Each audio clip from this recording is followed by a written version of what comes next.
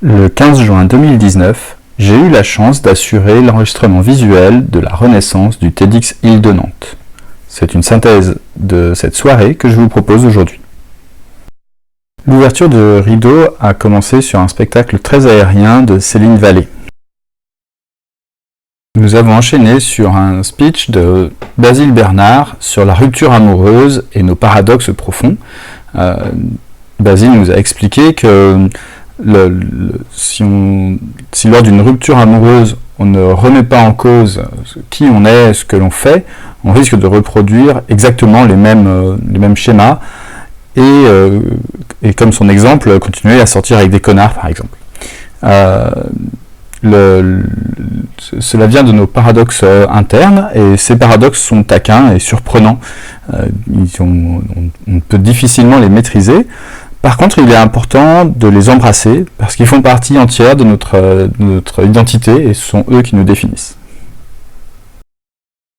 Le TED suivant était celui de Cyril Maître, champion du monde de mind mapping. Cyril nous a montré que face à la surcharge d'informations, l'avalanche de livres et d'idées que nous manipulons chaque jour, il est important d'avoir des bons outils de mémorisation. Ces outils existent et entre autres le mind mapping est un outil qui fait partie des pratiques visuelles comme la facilitation graphique ou les sketch notes. Il n'y a pas besoin de faire des trucs très compliqués en mind mapping ou des trucs très dessinés en mind mapping pour que ça fonctionne. On peut transformer facilement des textes en mind map pour les comprendre et les retenir. Le secret, c'est de pratiquer, pratiquer et encore pratiquer. C'est comme ça que Cyril est devenu champion en intégrant sa pratique dans son quotidien. Et les clés essentielles pour le faire ne sont pas très difficiles à appréhender. Il faut écrire lisiblement et ajouter quelques pictogrammes. Le talk de Cyril fut suivi par un petit intermède par Céline et son complice Clément sur l'essence et un jeu de mots autour de la ville de Rennes et l'essence. Nous avons ensuite le TED de Manuela Braud qui nous a présenté les chiffres alarmants sur les traumatismes et les polytraumatismes et en particulier sur le fait qu'un enfant sur 10 sont en danger en France. Je pense qu'il y a urgence à agir sur ce sujet-là. Elle nous a parlé des 6 témoignages, 7 en incluant le sien, de femmes qui ont vécu des traumatismes et qui ont réussi à rebondir et qui maintenant ont réatteint le bonheur grâce à la résilience, avec 4 formes de résilience: la résilience scolaire, la résilience sociale, la résilience professionnelle, puis la résilience affective. Elle nous a montré qu'à chaque fois, ces parcours étaient très portés par des tuteurs en résilience et qu'il est important de se positionner soi-même en tant que tuteur en résilience pour aider les autres et tendre la main à ceux qui en ont besoin autour de nous. Béatrice Ducas nous a ensuite parlé de la communication des personnes autistes et des problèmes que cela inclut en société. Par exemple, à quel point elle pouvait avoir un challenge personnel à se présenter devant nous pour en parler et les obstacles qu'elle a rencontrés dans sa vie autour de la communication. Ces soucis de communication ne l'ont pas empêché d'exercer plein de métiers différents et d'avoir une vie qui semble en tout cas épanouissante. Un des constats qu'elle a fait, c'est la nécessité d'abandonner ce rôle, ce masque normalisant qu'elle devait porter pour aller en société et que nous portons un peu tous bien sûr.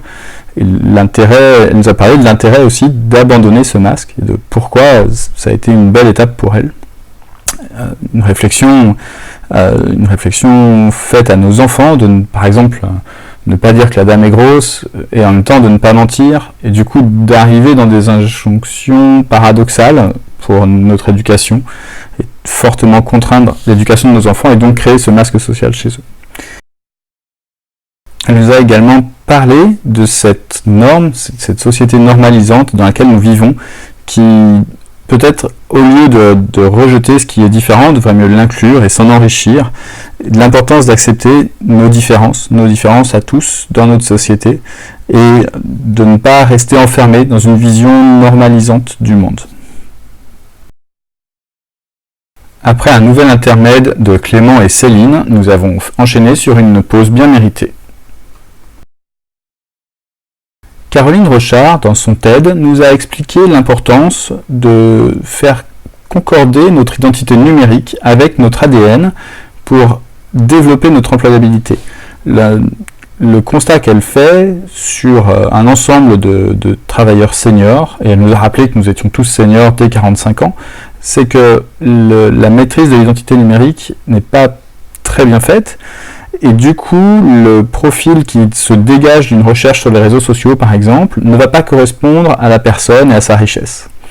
Pour développer son employabilité, il est maintenant important de se singulariser, de ne pas attendre qu'il soit trop tard, entre guillemets, et de ne pas hésiter à s'exposer et à se vendre sur les réseaux sociaux comme un produit désirable, comme un cadeau, car nous pouvons apporter notre savoir-être, le multiculturel, l'expérience et la compétence.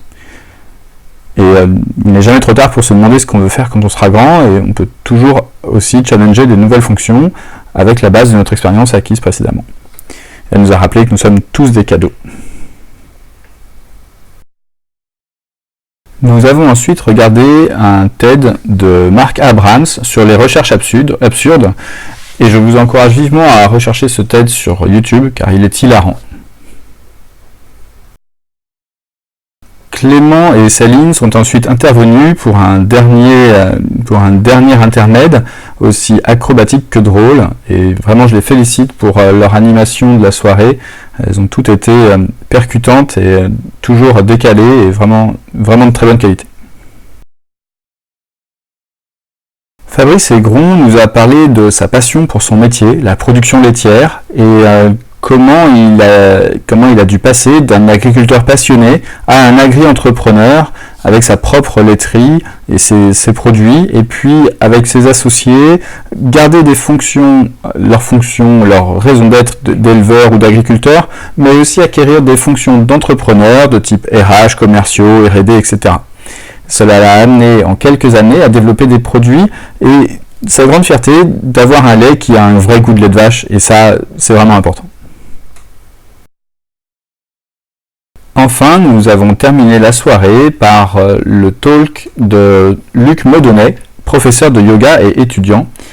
Luc a découvert le yoga à 15 ans, et c'est devenu une passion vraiment forte, le Kundalini Yoga, et il s'est mis à l'enseigner à partir de 16 ans. Il nous a parlé des soucis de légitimité qu'il a eu du coup à ce moment-là, et de la nécessité d'aller embrasser le loup qui est en nous, mais le loup positif et pas le loup négatif, de choisir quel loup en nous on a envie de nourrir, quel aspect de notre personnalité on a envie de nourrir, et de nous a rappelé que le yoga c'était se reconnecter avec soi-même, et qu'il était important de poursuivre ses rêves et de les réaliser, car c'est ça qui nous permet de se réaliser soi-même.